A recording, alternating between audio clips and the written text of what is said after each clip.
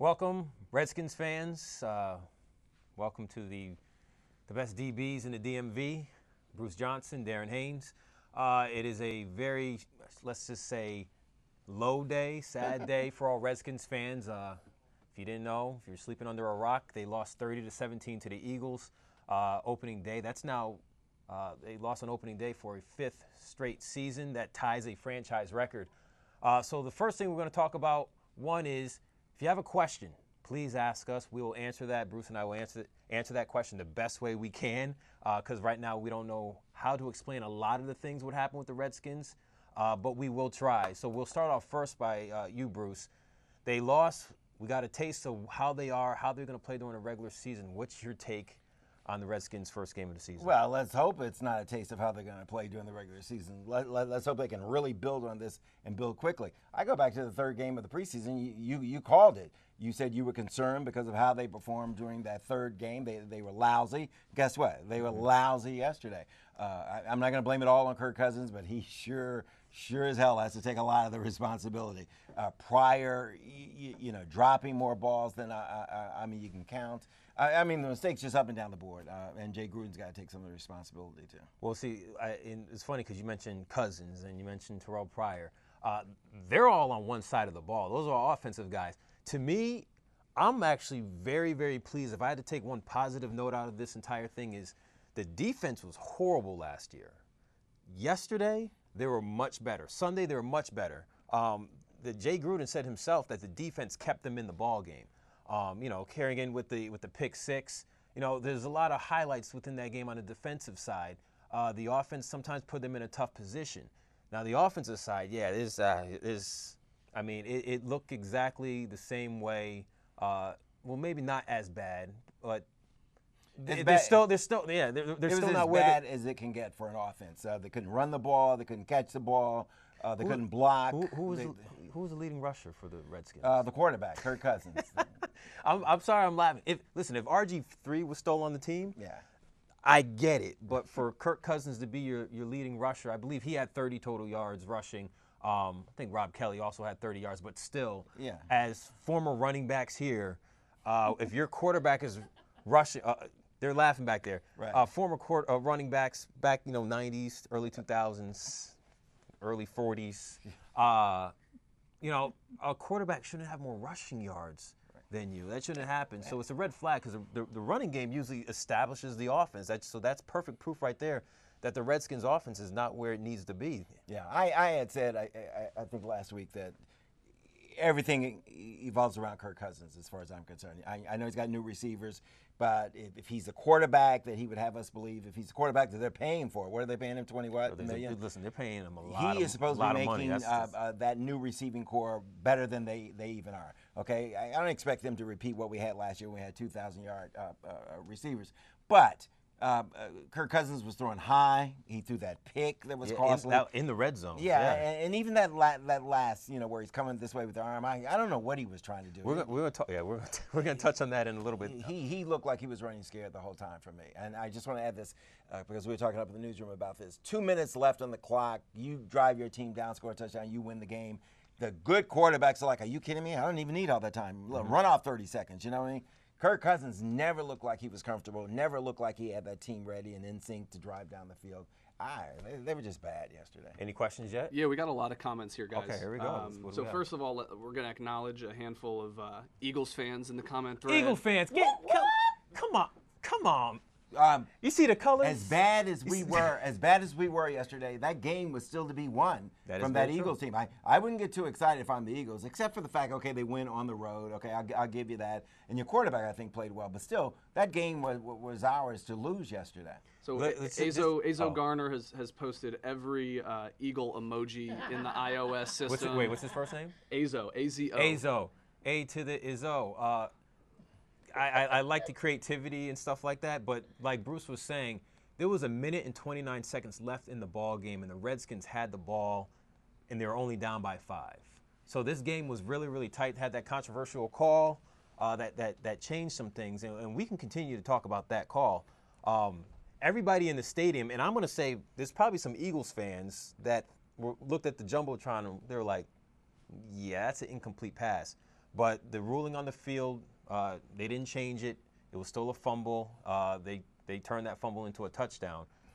This is one of those things, Bruce, like they have the video to look at it to get the call right, but they didn't. Yeah, you know, that play doesn't bother me because that game wasn't won or lost on that play.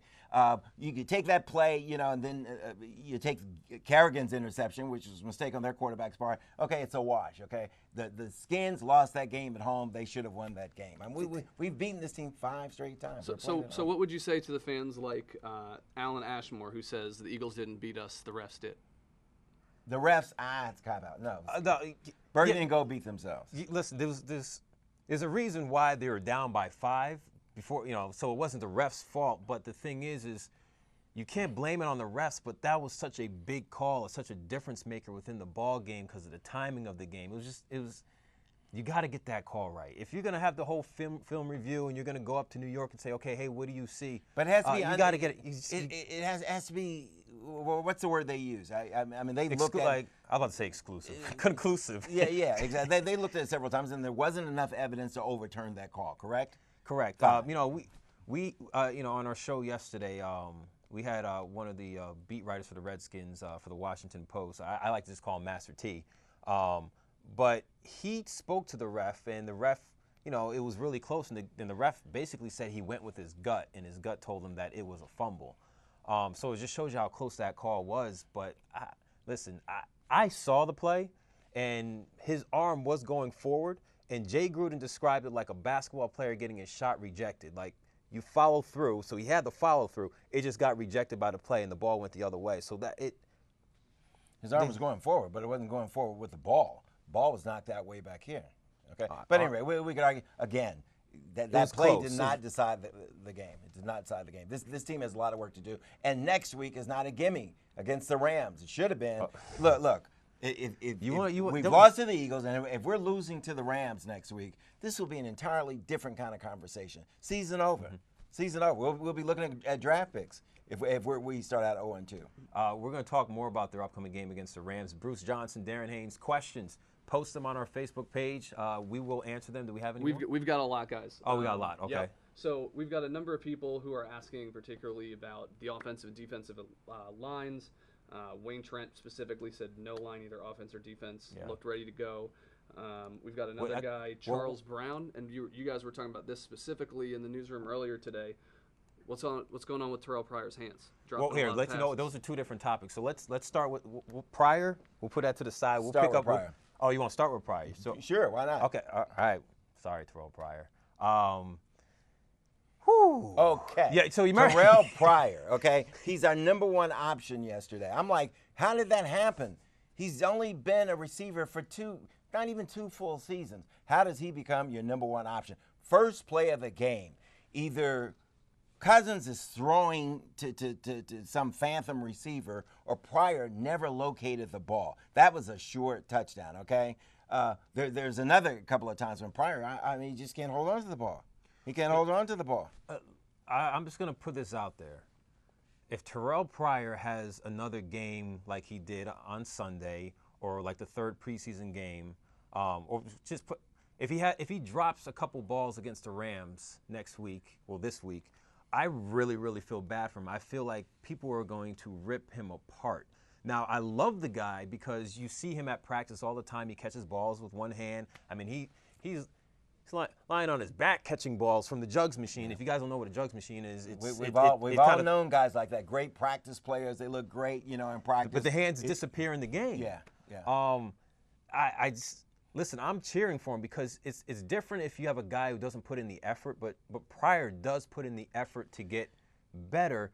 It's just when there's big plays in a deep ball, he kind of. My question is, why is he in this position of being our #1 receiver? Again, he's only played like that. Why are we paying $8 million for 1 year to come in? He's got the least amount of experience. So why is he our #1 option? You've got Reed on the field. Is this about Pryor? Yeah. So on that exact point, Anthony Day wonders, is it too soon to say that the Redskins made a mistake by letting Pierre Garçon walk? It's a mistake to let both of them walk, okay? You keep one of those 1,000-yard receivers. Garçon, I would have kept, Yeah, I like Garçon as well. Good possession guy.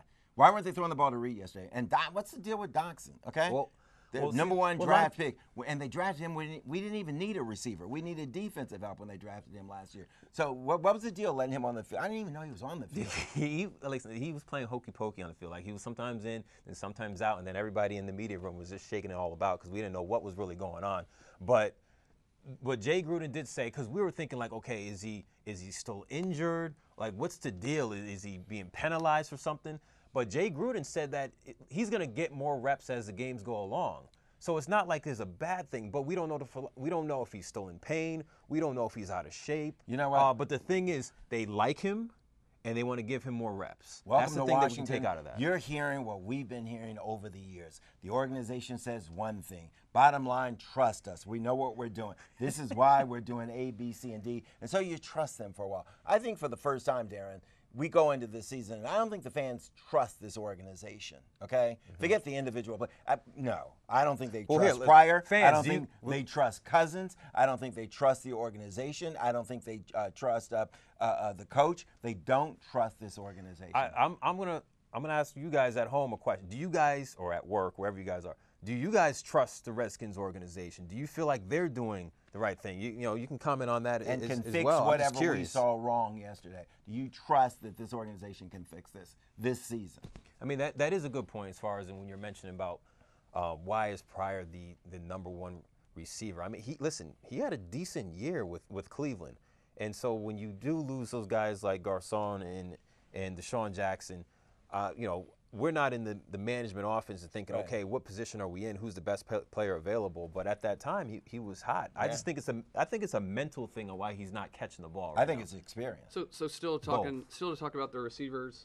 Scott Squires says losing Garcon and Jackson at the same time is too much to make up in one offseason. And earlier today, you guys were talking about really the amount of time it takes for an offense to get in rhythm. Mm-hmm. It's tough to see that in week one. So what are your expectations for this offense moving forward? Do you think, given all the new pieces, it's going to take quite some time, or that next week we might see some results? Well, I think every single game is going to get a little bit better. I mean, when anybody who's ever played football before, when it came down to training camp, and you're putting plays in, the defense always shines. The offense looks horrible because the defense just reacts.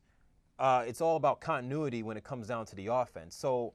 And timing. So it will get better. Kirk Cousins, he has a new receiver in Terrell Pryor, so they have to work on their communication, their timing. So I believe it will get better. But and Reed hasn't been around. Reed hasn't been around to practice either. Very true. I mean, Doxson as well. Right. So I'm not going to make excuses because they are professionals. They've been in this business a long time, and they had all the training camp to do that. Right. I think they have next week. They don't have the first 6 games to get better. They've got next week. This LA team was on the schedule with a W by its name prior to yesterday. Okay, but now they've got our offensive coordinator out there, right? Mm-hmm. Okay, this guy knows the burgundy and gold inside out. He will be ready for us. They cannot go out there and expect to win this game just by showing up. As a matter of fact, you look at what the Rams did yesterday. I mean. Well-oiled machine. Their offense didn't seem to be struggling. Put up plus 40 points. They didn't seem to be struggling. But looking on this side, we know what McVay may know what the Redskins do, but we also know what he does. Okay, we'll see. Any questions? Well, we got a lot of comments on your guys' question for the audience about whether or not fans trust the organization. A lot of emphatic no's. Garrett Stephen Smith, no. Karen Featherston, no. Lee Anthony Day, no. Jeff DiBenitendo, sorry if I said that incorrectly. They need a new owner until Snyder is out. Here's Nobody a question. Will take them Did seriously. anybody say yes? No. Nobody. No, we got nobody trusts this organization. Not a single which one. goes back to what we were saying last week. That's not good. Well, it's how the organization has treated the fans. There's no consistency here. There's no loyalty to the fans here. I mean, whether you're talking the front office, whether you're talking the coaching staff, whether you're talking players, whether you're talking about how this organization over the years has treated season ticket holders. I'm telling you, Darren, strap on your helmet. There's bad blood here now, and this organization has earned it. I want to see this team win. I know some of the Hall of Famers that have played for this team. They bleed burgundy and gold, and so this has got to be hurting them. And they're hoping at some point in time the owner will grow up, will hire football people, and they'll make some of the right decisions. Other franchises do it. Yeah, but I'm just. You don't even have to go. You don't even have to go beyond our boards. We've got the Nats. Look at them. You've got the Wizards who are winning. You've got the Caps. You know, we have winning professional sports organizations in this town.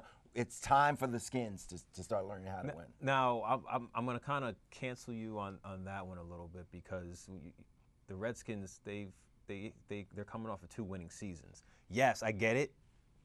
They're not getting 11, 12 wins in a season. Don't smell my burp, Bruce.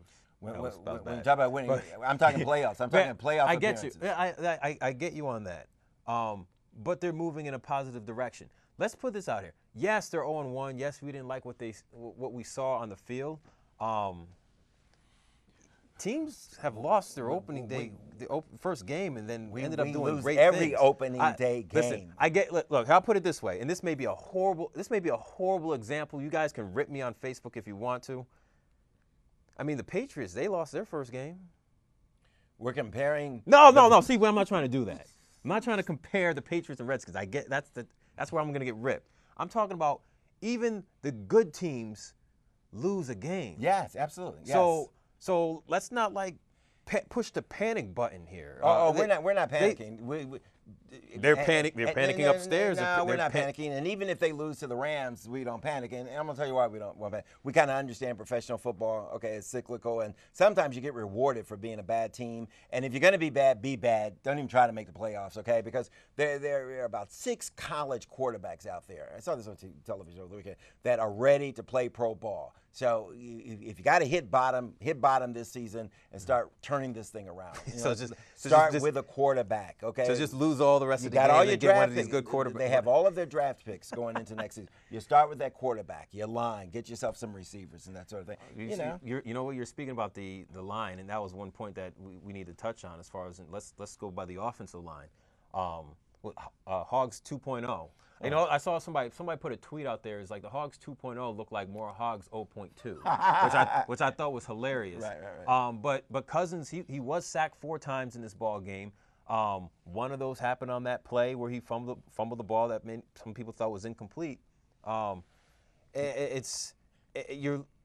can't do anything without your offensive line. Maybe one reason why Pryor and Cousins can't get on the same page is maybe because Cousins is rushing his throws. That has to do with maybe the rush coming in and comes down to the offensive line. Maybe that's the reason. And here's a plus for Cousins. Did you see him rip our starting left tackle, our only all-pro on offense, when he missed a block? You know, Cousins grabbed him by the arm and ripped him. I thought it was great. All right. It shows he's got a heart. It shows that, he's angry and stuff. He's showing some leadership. Didn't lead to anything, but at least I'm like, whoa, a spark from Kirk Cousins. Okay, the good guy can get upset and he can lead.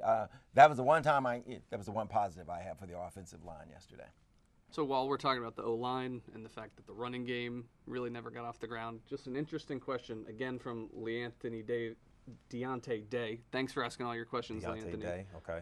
Why not let Terrell Pryor, who in college was a top quarterback with some speed, run a little bit out of the Wildcat? They may have to go to that. It's been done before. I think he's the third option, by the way, as quarterback. You know what? That wouldn't be a bad idea. I mean, you can't run the entire offense like that the entire game, but I think that I wouldn't be surprised if that's already in their playbook. Exactly. Sure. I remember during training camp, I believe it was day 2, they didn't do it wasn't the Wildcat offense, but they did do a double pass with Pryor, which just makes perfect sense. Mm-hmm. But I mean, if you're gonna have Pryor in the backfield and you're going to basically have 2 quarterbacks, it's kind of like a dead giveaway. Like, okay, either Pryor's going to get the ball or Pryor's going to throw the ball. Pryor's a common denominator here. So I love the idea, maybe a good switch up to do on one play, like a trick play, but kind of establishing an offense and going out there and running a whole series scripted plays in the Wildcat, having Pryor in the backfield. I don't think that NFL defenses will just sniff that out. That would have been a nice play to open up with yesterday. You know what I mean? Listen, listen. They have that stuff in there. It's just a matter of when they want to pull it out. Yeah. My thing, when you look at your schedule, you've got the Eagles. You got to put that down as a W. You got them at home. You've beaten them 5 straight times. Okay. You've got the Rams coming up. You got to put that down as a W. Okay. All right. Eagles, that's a loss. You play the Rams. If you come out of week 2, lost to the Rams. I mean, look at what you got facing you, man. Every team that's gone into the playoffs. You've got Dallas twice. You've got the Giants twice. You've got the Eagles again in Philly. Your season is just about over already. And it doesn't get easier after the first 2. They have Oakland and Kansas City. Yeah, that's my point. You see what Kansas City did to the Patriots? Yeah. So you know, Gruden always talks about. We spoke about this on our podcast last year about getting off to a good start, and that did not happen in this particular game. I can't remember how much they trailed by at first, but I remember seeing something where it was like, you know, the Redskins haven't overcome a 13-point deficit since Cousins did the, you know, you like that. Right. So they need to get off to a good start. I don't know what they need to change. That's probably more of a coaching thing, getting your guys ready, mentally focused, whatever it is in the locker room. Which is one of the raps on Gruden, okay? You know, they practice soft. He holds all of his starters for the most part. You know out what? as I'm long going to as stop he you can. for a second. I noticed. So I went to practice. I went to practice on Thursday. Usually, when you play a football game on a Sunday, you have your Tuesday practice. That Wednesday and Thursday, you're in full pads in some way, practicing hard. All they had on were helmets. I was looking. They had on helmets. They're inside. It was warm and sunny outside, and I'm like, right. This is weird. Yeah. He's afraid guys are going to get hurt. It's football. There are collisions all over the field on any given play. I mean, guys are going to get hurt. They're going to get hurt in practice. They're going to get hurt in games. You can't hold guys out. But that may be one small example on why maybe the Redskins are coming out slow, or maybe I'm not going to say they're playing soft. I'm just lost for words right now. Right. But for me going to that practice on Thursday, is Doxson is he a bust? No. The number one wide receiver from last year. You can't say that yet because he had the injury. He hasn't gotten the opportunity to really prove himself. If you're hurt, you're hurt. And when I say a bust, I don't mean physical. No, he's physically a gift. I mean, everybody concedes that. He gets in and out of his breaks very well. But I'm talking about from injuries. You know, is he injury prone? Okay. Well, RG3-2. I don't, Bruce. I don't think we can answer. Wait. It took me about 2.5 seconds to realize what you just said. You just said RG3-2. Yes, that's exactly. Again. Again. You shouldn't laugh at somebody getting hurt, but right. But that was kind of funny. Yeah. Okay. I don't think we can make that decision now. Right. I think if he gets the opportunity to play this entire year, he can change that. If all of a sudden he's playing 5-6 games in the season, he gets hurt again, then it's like, what the heck? I need to see him on the field next week. Starting. Fans, questions, Bruce and I will answer them. All about the Redskins. Throw them at us. There's just been a bit of a conversation in the chat window after we posed the question about having a conversation Terrell Pryor. without us? After we posed the question about Terrell Pryor potentially getting some snaps at the Wildcat, Kevin Tucker is pretty adamant that the Redskins should not employ him that way, that they should really rely on Cousins under center 100% of the time. I agree with that. But you've got a couple people going back and forth, saying we've got to run the ball, can't run, can't win. Malcolm Alexander says we don't have a running game. So maybe that's a question looking ahead for this Rams game. Can we get the running game going? Is that the key for the offense to turn it around and get a win? And why don't we have a running game? Well, I mean, they put a lot on Rob Kelly. Listen, Thompson, I love. He's a shifty little back. I don't think Samaje Perine even went in the game, if I'm not mistaken. Right. But I mean, Rob Kelly's a guy. He's not Adrian Peterson. We just got a 5-minute warning. I didn't know what that was. Somebody just put up a sign. I'm like, what is that? And pretty tacky sign too. He wrote it out 5 minutes. I mean. But that's our guy. Fat Rob is our guy, and that's who we have to roll on. But he's okay. But then that's the thing. We need more than okay. He's an NFL back. He should be able to step up and do the things. It all comes down to the offensive line. I would say, is it him or is it the line, though? I think it's a little bit of both, but I'll lean more on the offensive line. I think Philly. Now, here's where we will give some props to Philly. They've got a very good defensive, front line. Yes. They manhandled these guys yesterday. They beat them up badly, I thought. You know, they were getting to our guy. And like you said, no quarterback likes to get hit, you know, and they got to our guy early and often yesterday. Looking forward to the Rams. When we looked at this running game, and for you guys who don't know, it's kind of like a give or take. Like the running game will help open up the passing game. The passing game will help open up the running game. So it has to be equally balanced. And right now, I know somebody made a comment, it's like, well, let's just go under center with Cousins. If you just keep going under center and just pass the ball with Cousins, the defense is just going to basically, they're going to play dime and cover all the receivers. I'm looking at Aaron Rodgers last night, though. I mean, these guys are passing 10 times, running the ball once. You know Green Bay's going to pass. Aaron Rodgers is still killing. But that's Aaron Rodgers. That's Aaron Rodgers. Give me half of Aaron Rodgers. We have Kirk Cousins. Which is not even half of Aaron Rodgers, okay? No. The way he played yesterday, and he will have to admit, I mean, come on. He didn't earn his money. Pryor didn't earn his money. Kurt certainly didn't earn his money yesterday. You know, he didn't make the plays. As a matter of fact, he hurt his team yesterday. Yeah, well, yeah, he did. And he you know, Cousins actually admit to that. Then give us some of the money back. He said that you know, when you turn the ball over, teams that turn the ball over are not very successful, and he knew that he was responsible for 3 of those turnovers. One was the interception in the red zone. That just can't happen. And then then 2 fumbles. Yeah, the ball's down here, and the guy comes up and just knocks the ball out of his hand. Yeah, he was responsible for 3 of the 4 turnovers. Wish it would be touchdowns. For the Redskins. So yeah, turnovers will kill you if you're not familiar with the sport. He's got to play better. Pryor's got to play a lot better. We're good. If those 2 play better.